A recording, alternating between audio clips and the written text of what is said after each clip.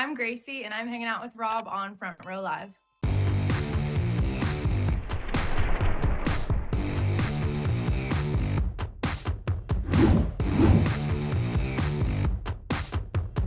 Gracie, I am so excited to be talking to you. I'm excited for this album that's about to drop really soon. And I'm also excited of your new signing with Tooth and Nail. For me, Tooth and Nail was one of those record labels that had those bands that I really enjoyed early on: Amberlin, Under Oath, list Mhm. can go on. And now you're part of this incredible label. So, what was it about them that really drew your attention that made you want to be part of this roster? Yeah.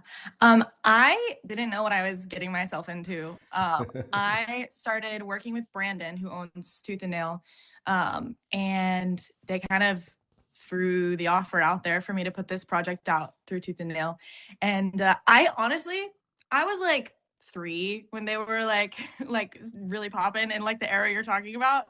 My producer, however, who I had like written half these songs with, he was a huge fan. Exactly what you're talking about. Like he grew up like checking their website for music videos, and then like all of like my millennial friends, I'm surrounded by millennials, they were like, "Oh my god, this is a huge deal." So, I don't know, it made sense like without knowing their history. I was like, "Oh, this is a perfect fit for what I'm trying to do." And like the 13-year-old version of me that like wanted to be cool so bad, this was like a fulfillment of that dream. But yeah, just the confirmation from like everybody surrounding me saying like just how cool it is. It felt, I don't know, it felt perfect. So yeah. I love that you said that your producer used to go on their website to look at the next music video. I just went on their website for the first time in a long time, and the first thing I see is Gracie. And Yeah. how cool is it to not only like know about that, uh, about those years of their Mhm. bands and all that stuff, all that history. But then now you go on that website and you see your face, you see your I album, know. you hear your music. Like how does that feel for you? It's kind of crazy. Vinyl for pre-order, that is really cool to see.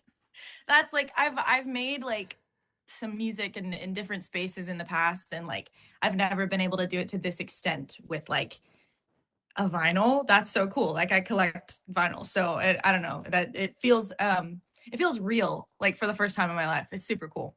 Your music taste is so eclectic, and I love that because it's like you go from Yeah. High School Musical to Whitney Houston to Pierce the Veil, and it's like Yeah. how do all of these amazing artists and sounds help you kind of figure out what your sound is, like what Yeah. Gracie's all about? Okay, so back in my day, aka 2009 when I was 8, I was a huge like Jonas Brothers, Demi Lovato fan. Obviously, High School Musical came first, so that was like I would like perform around the house and sing songs when I was like 6, 5, whatever. And Camp Rock came along.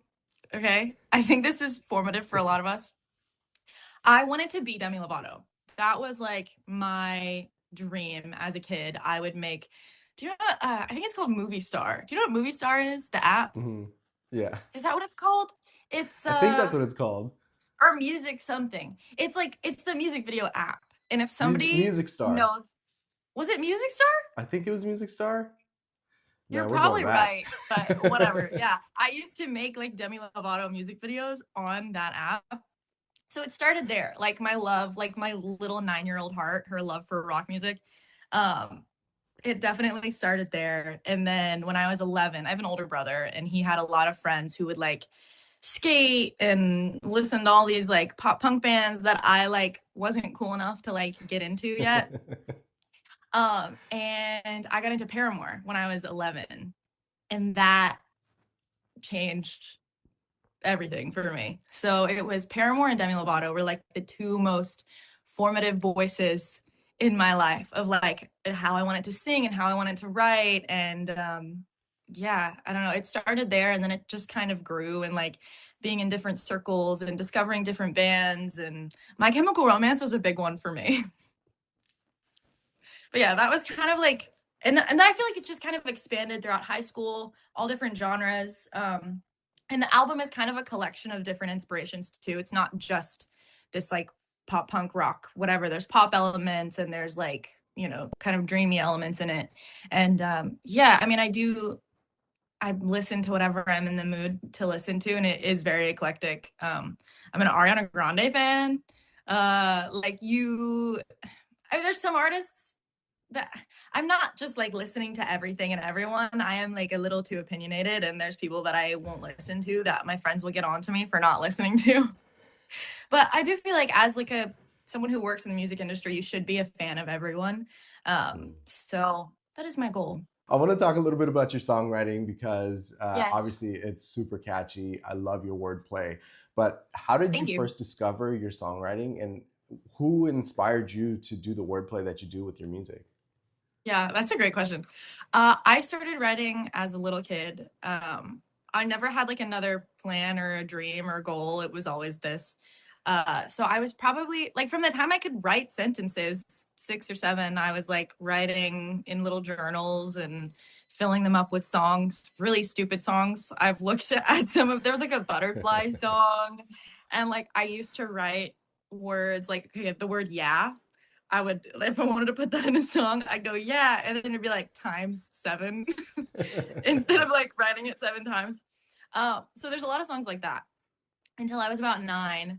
I was a big, sorry, I was a big Swiftie.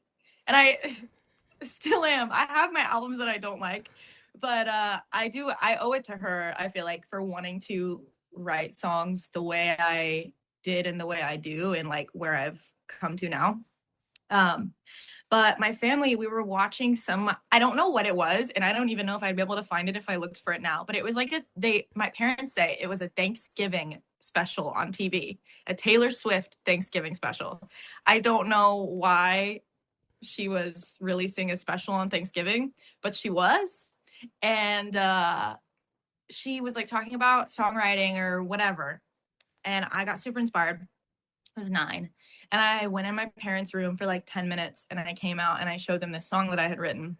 It was called Be Mine. Okay. It was about a boy who lived in my neighborhood. His name was Jacob. And it was really good. Like my dad thought it was really, my dad's a songwriter and my mom's a singer. So they were kind of able to like spot that in me. And my dad was like, oh my God, like this is actually really good. So they started investing in that and like encouraging that gift. And I would do it all the time. And like I call myself a Nepo baby because I had it was pretty easy for me to get involved or just like have resources to create. Not everybody has Mm. resources to create. So I definitely don't take credit for any of that capability, but like my dad was mentoring this young guy in our church who was a singer and a guitar player and he was really talented. And he had this young guy track a demo for me for this song, and we like pitched it to a couple different people. And um I was like writing in California and I was like 10 with these other writers. But yeah, I mean it was always, I think as a kid you have so much confidence in yourself. So I was just writing about whatever I wrote a breakup song when I was 10, had never been through a breakup in my life. It was a lot of that, and I think I was just really bold and like being willing to say things that other people wouldn't say, or like I was always just outspoken. And then you go through different phases and have different life experiences, and like that confidence dwindles and it comes back, and you kind of develop your own language and how you talk. I try to write how I would have a conversation, and if I'm a little sarcastic, the song's probably going to be a little sarcastic, or if I'm whatever way, the song's going to be that way. So I think it just developed with how I developed my personality and my confidence level, and like if I healed from something like a bad breakup, which is predominantly what this album is about, like you'll be able to follow that trajectory through the album or through the song. So yeah, I don't know. I just try to write super honestly.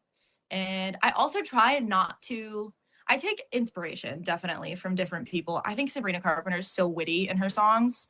I love that about her music, but I try to just write as honestly as possible and not compare myself to other writers so that whatever I'm putting out is like 100% authentically coming from me.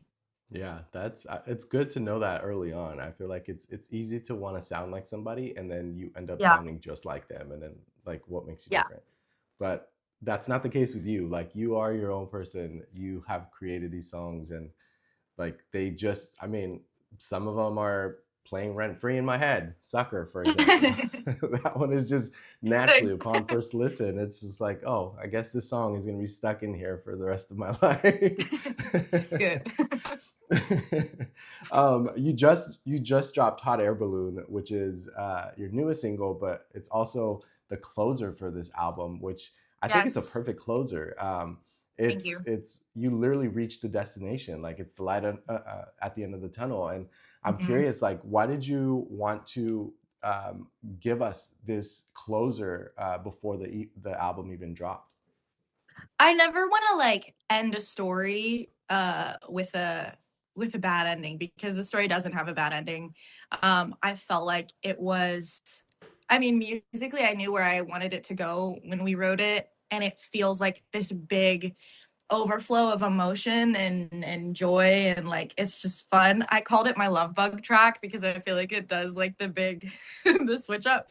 Um, but yeah, I don't know. Like I needed it to end on a high note because I think that's who I am as a person. I feel things really intensely, but then I always find the light at the end of the tunnel or like the exclamation point at the end of a sentence. And that's kind of how it feels. So yeah, it just made perfect sense to close everything out with something that big and something that um emotional. It kind of elevates you, I guess.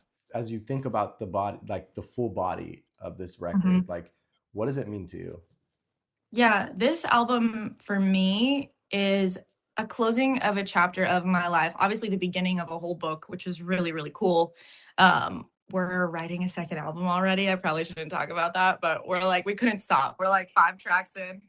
But yeah, I mean, it was definitely the closing of a season of my life. Like, I went through a horrible breakup when I was 21. The breakup probably lasted a year. So, like a 2 year relationship.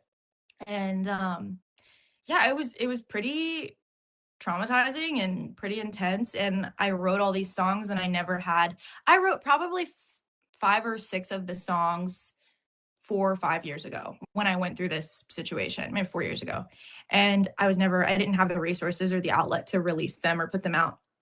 And for me, like fully like healing from that experience and processing it is being able to tell my story and being able to share what happened in my life or like what I experienced or what I went through. And that like if other people are going through the same thing, there is a light at the end of the tunnel.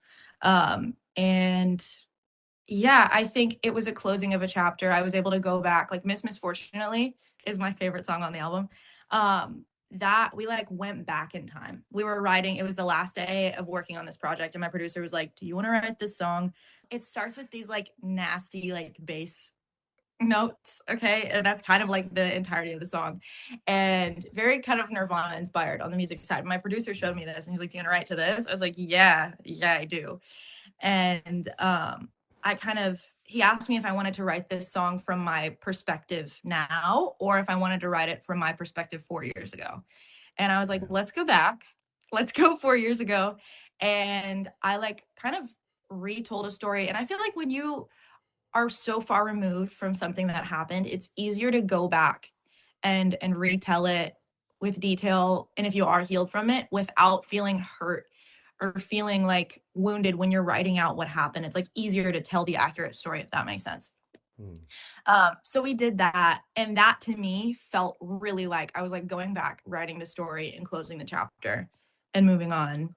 So that's kind of what this whole album was for me. It was like the retelling of something I went through, like actually being allowed to tell it and having a voice to tell it, um, and coming out on the other side. So yeah, Austin really was your therapist there. I know, I know. It's part of the job description, I guess. What was that chemistry like between the two of you, though? Like, you're obviously opening up to these situations, these moments, these experiences Yeah. that like broke you at the time. And Mhm. he's over here like excited about it because, like, oh man, this is a great piece of music or this is a great lyric. Yeah. But like, what was that chemistry like to be able to, like, you focus on what you got to focus, him focusing on what he has to focus, and then meshing them together into this masterpiece Yeah. that you've created? Thank you for calling it a masterpiece. It was all super collaborative. I will say Austin is a very like soft-spoken person. So, and he has to be. I mean, he's a producer for other artists as well, and that's kind of he talks about how you really are a therapist for so many people. A lot of people have like cried on his couch talking about whatever they're writing about. So, he's really good at listening and not reacting or responding and reading the room and feeling out where we need to go. Even with the songs we're writing for this next album, it's like that. I think relationship and dynamic has grown and is more collaborative and is like it's we can kind of read each other's minds sometimes. Like when we are trying to figure out where we're gonna go, we did a co-write the other day, and with a friend of ours, and me and this friend were trying to write a song, and then I called Austin and I was like, we need you. Can you help us? And me and my friend were talking. I wanted to write to a bass line, a really cool bass line, because of whatever the idea we had like went with that. And I didn't tell him. We pulled up to his house and he was playing like a super nasty bass line, like already tracking it and getting it ready. So that dynamic is really, really cool. We've talked about our like strong suits as writers as well, and he is a very good organizer. I'm big on lyrics. I can write 6 verses when we only need two. But he's really good at melodies, and I will probably come up with something super boring melody wise. He wouldn't say that. Other people maybe wouldn't say that, maybe. But maybe like it's not perfect and it needs to change on like the third line or whatever. He's great at like organizing a melody. So I'll be like journaling away on some lyric and he'll be building something. But it's kind of happening. We do everything in person. Some people, you'll get a track sent to you and then you write to it, but we do most everything in person. We'll be working at the same time. So I'll usually like feed off of whatever he's making. And we know like we usually follow like everyone kind of follows a similar structure as far as verse, chorus, verse, whatever goes. And we kind of have our understanding of like, okay, is this a double verse or is this whatever, like what needs to be? And we're communicating the whole time too. But I'm definitely like honing in on lyrics and just kind of vomiting on a page, and he's throwing everything together. But we had the same inspirations growing up too. Yes, he hit tooth and nail before I ever got there. But when I brought up Demi Lovato in a writing session, he also was obsessed with Demi Lovato. So that's when I was like, oh, this is great. So this is my inspiration. Can we please recreate the Here We Go Again album? And he knew exactly what to do. So it's super easy when you don't have to like explain specifically what you want. I've worked with producers in the past where it is a battle to get to like a common ground, and you have to explain a lot of yourself or explain whatever inspiration, and it's still not happening because they have a different instinct or they have different taste personally, and their filter of what you're explaining is not the same. But I feel like me and Austin have pretty similar filters, and so whatever comes out on the other end, we're probably imagining the same thing, except for Hot Air Balloon. That was the one song we argued on the whole No. album. Yeah, but I won. Why? He says the artist is always right. That's what he says. So I I won. He wanted it. We wrote it this like I wrote this with two other people. He wasn't a writer on this song, but we wrote it. It was a very like piano centric, like pretty song because that's what we had at the time. We had a keyboard when we wrote it. But I knew like on the little voice memo, I'm like, and this is where this song will like get really big or whatever. Like I'm talking about the vibe switch at the end and everything, and I knew what I wanted to happen later in the song. And he really wanted it to stay piano. He was like, I just feel he was really scared to like ruin the song. Um because it was pretty how it was. And I was like, there needs to be a through line of some kind of chaos because this album, I want it to feel a little chaotic. And that's kind of like a through line. So literally we tracked that one live in the studio, which basically he's got like a big home studio, but we rented out a studio for a couple tracks. We basically tracked a few songs live in the studio, and like all the band was playing together at the same time. I was giving direction. This was like the first time I was kind of leading the direction because he was like, are you sure? I was like, yes. I said, think Back to the Future prom when Marty gets up there and plays guitar. And Yeah, everybody kind of ran with my direction, which is great. I think I've worked with a lot of men in the industry who try to overpower women or try to act like they know what's best. And that is what's so great about working with Austin is he knows to relinquish control basically because it is my project and my story to tell, and I think he does a really good job of understanding that and allowing me space to say exactly what I want or need from a song or from production or from lyrics. But yeah, What track would you say was the most challenging track to finalize on this album? I would say, I mean, I've already talked about the two tracks that I feel like we had the most kind of run-ins with. Like, okay, Hot Air Balloon is the one we argued on. Miss Misfortunately, the title track, we almost didn't write it. I didn't tell you this part of the story. We were gonna try and do a take on like a cover of like an old 80s song or a 90s song. We had a few that like we were kind of weighing and trying to figure out what we were gonna do. And it was like the end of the day. It was like 4 p.m. and usually you're done by 5 or 6 in the writing world. And I was like, this isn't working. It might have even been 5 or 6. Um, we were like, this isn't working. I don't know what to do. I can't, like, we need another track. And I don't know. But he had the word misfortunate in his head all week. And he felt like we needed to write a song. He was like, do you want to write a song called Misfortunate? He's really good at titles. And I was like, maybe, yeah, let's put it in our back pocket and we can revisit it. And so the cover wasn't working. I was like, what if we wrote the Misfortunate song? And he was like, sure. And he pulled up those bass chords. It was like a last minute, we wrote it in like an hour, but it just like fell out, but it almost didn't happen. And then it became the title track. And I like stuttered through the words Miss Misfortunately when we were like writing the chorus.